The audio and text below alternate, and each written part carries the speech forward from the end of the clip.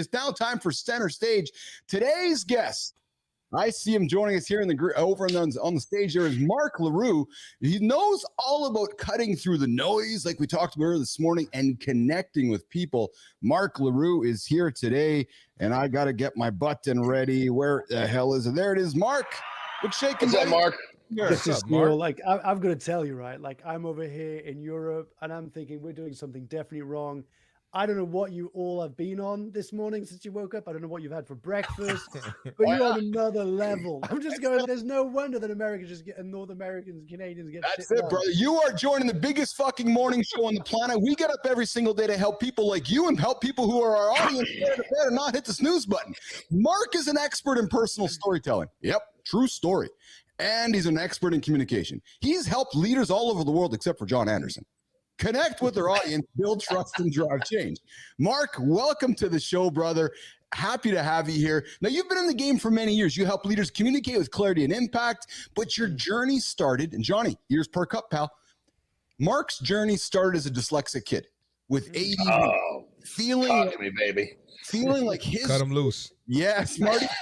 Mark grew up, Marty. Mark grew up, Marty and John, feeling like his voice didn't matter. Yeah. But when he discovered the stage, I'm thinking, Johnny, like yourself, everything changed for Mark. He used storytelling to transform how audiences think, feel, and act. And he's raised millions for charity, helping leaders drive change in their own lives. Mark, it's great to have you here today. Let's jump into this. Mark, a lot of leaders struggle with cutting through the noise. They've got something to say, but nobody's listening. Mark, what's the key to communicating a story that truly connects and inspires action from your experience, Mark LaRue? Thanks. First of all, just for anybody listening, my name is Mark LaRue. It's a very difficult pronounceable surname for anybody outside. LaRue. Okay. LaRue, like LaRue is on fire. Oh, there we go. LaRue. Yes. LaRue is on fire. That's how you can remember it. Look, I think if I had to boil it down to something really simple, is that most. Oh, come on, baby. You hear this? That's my brother. We were cut from the same cloth from the beginning. I'm sorry. I won't interrupt again, but I love this already. No, it's all right. By the way, I was thinking, Keith, you make me think of Mark Wahlberg, who's just down like gallons of Red Bull. Just the energy that you bring is just awesome. I want a piece of that. Look, I think one of the biggest mistakes I see people do, especially in the leadership context, is they make their stories about themselves. So they want to get the spotlight on them. They come across maybe as they're saying that it's not about them, but we can feel it. Like as an audience, we can feel when something's not genuine, when something's not authentic, when something is got like an agenda all about them. Instead, I'd say flip the switch and make it about your audience. What is the message you want to land? What is the thing you want your audience to think, feel, or act differently as a result of what you share? And then find the appropriate stories that land that message. Yeah. Johnny, questions for Mark or Marty? Yeah, no, I mean, I guess what I want to know is talk to me about the beginning of your journey, because we had really similar starts. And so like for me, I discovered weightlifting. It was the first thing I felt like I was actually good at, which for me, that was a first. What was your trigger when you were coming out of, when you were turning your disabilities into blessings? I love that. And that's exactly right. So I was born and raised in France in the 80s. It was like an archaic educational system where they didn't know anything about what I call neuro spiciness. So like they didn't really know anything about ADHD or dyslexia. And so I used to be bullied like on a regular basis by my school teachers, not my peers. Like my school teachers would hand like in front of everybody in my spelling tests, and they had red crosses everywhere. And they'd be like, look, this isn't a spelling test. This is a cemetery. And everybody would laugh. And I would just be like feeling awful. And I couldn't spell, couldn't read out loud, couldn't do basic maths, couldn't read. And I just felt like I sucked, right? But I had this inner belief, like the honest truth is, I had this inner belief that I was going to become somebody. And it was probably like a defense mechanism if you look at it from a psychology like perspective. But it was like, I'm going to become a Hollywood actor. Like I was just sure that I was going to become the next Tom Cruise or whatever you want, right? And I don't know why, but probably because I was used to perform for my mum, who was an English teacher. So my mum's an English teacher, and she wanted to bring theater to her kids so they could experience like confidence and putting themselves out there and all this kind of stuff. But she had 2 young sons that she couldn't leave in the car for 8 hours during rehearsal. So she brought us on board. My brother hated it. I took it like a duck to water. And she would put me in the back like as a bush or like a dancer in like Grease or whatever it was, or Bugsy Malone. And This one particular instant, I must have been about 6 years old, maybe 6 or 8 years old. And my mum put up a performance of Bugsy Malone, the musical. And I was a ventriloquist puppet. So I didn't even speak, right? Not even a word. Dude. But they carried me on stage and everybody's laughing. And I'm doing like all these silly things on stage. And I'm getting this reaction from the crowd. And I'm loving it, not going to lie. Loving the attention, loving the reaction. But what happened pretty much changed my life after that, which is when I got off stage, all these people came up to me like, oh my God, you're amazing. That was amazing. And it was the first time I got praised by adults, right? Outside of my parents. And I was like, oh, so actually it's not because I sucked in this environment, I suck everywhere. There's that old Einstein quote of, if you tell a fish that it's inadequate because it can't climb a tree, it'll feel like it's stupid its whole life. And it was very much like that.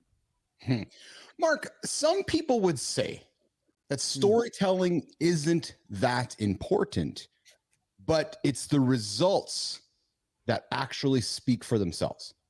What would you say to those that think they don't need a personal story to succeed? They just need to create the results and let the results speak for themselves. Mark. What I would say is the results can be done in two ways. You can get the results the hard way, or you can get the results the easy way. Like I was interviewed the other day on a show and I said this, it makes me think of this. If you go to Japan and you want to make sure you understood that people who live there, what language would you need to learn how to speak? Japanese. If I go over to Spain, what language? Spanish, right? You get the drift. If aliens came over to planet Earth and they had to ask, how do we communicate best to humans? I would say learn the language of stories. That's the language that is most native to us, right? It's been around for over 400,000 years. And I think people who are uncomfortable with the idea of having to use stories, it's either they don't understand the science behind stories or they make it too complicated. Right? Like they just think I need to come up with this 12-step Joseph Campbell elaborate hero's journey pattern. But actually in my book, Glow in the Dark, I talk about it. You just need three things. There's just three things you need to use to turn any personal experience into a powerful story that people remember. And that is, you need to give us some context. So give us enough information, but not too much so I'm distracted, but enough so I don't have to ask too many questions as to what's going on. Give me the connection. That's step number 2. What's going on? What's the emotional resonance? Why is this an important story that you're worth sharing? And the third point, which is where most people go wrong, give me a conclusion. What's the point of your story? Because there's this famous quote, I forgot who said it. It's never say a point without a story or a story without a point. Yeah, no kidding. Hey, listen, a good story is going to provoke an emotion, and people remember emotions. Yes. You can remember when you're remembering 40 years ago, for those of you that are in your 50s, you're remembering shit that's tied the stuff that I remember is always connected to emotion. And I remember very clearly. The stuff that's not connected to emotion is very foggy, very fuzzy. I don't have a clear memory. Well, even as a kid, if you ask, sorry to jump in, but if you say to me, if I say to you, what were some of the favorite stories your parents or your carers or your grandparents used to tell you when you were a child, you'd probably remember some of these fables, these stories, right? But if I ask you, like, do you remember the quantitative math that you took at school? Like, do you remember like the equations that you learned? You won't remember that, but you'll remember the story that you heard. Yeah, it's funny because the whole reason that I invited Marty to join me on the show is because when I met Marty on Live in the Lab and did an interview with Marty, told me his story. And then truthfully, I couldn't stop thinking about his story. And then I watched how he kept showing up every single day. But what stuck for me was when Marty's like, yeah, I ended up in California, the pandemic happened, and I didn't roll over. I had to figure it out. I'm like, holy shit, man, this guy's got a story. And that just emotionally resonated with me. And I have not forgotten about it. And it's like something that Martin, it's ingrained in me.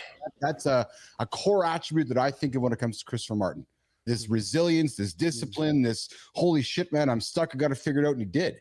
Like, that's pretty powerful to me, right? So I can really relate to the idea of the story. And then obviously John's got his stories as well that I've got a privilege of knowing here. But anyways, listen, let's keep rolling here. If you're vibing with Mark, with what Mark's saying, Mark's sticking around for deep dive. If you're vibing with what Mark is saying, hit the like button, subscribe, drop us a comment, tell us how you're using your story to connect with others. And stick around because Mark's going to come back for deep dive where we're going to get into some of the tools you need to rewrite your script. But before we do that, Jimmy, oh, not that one.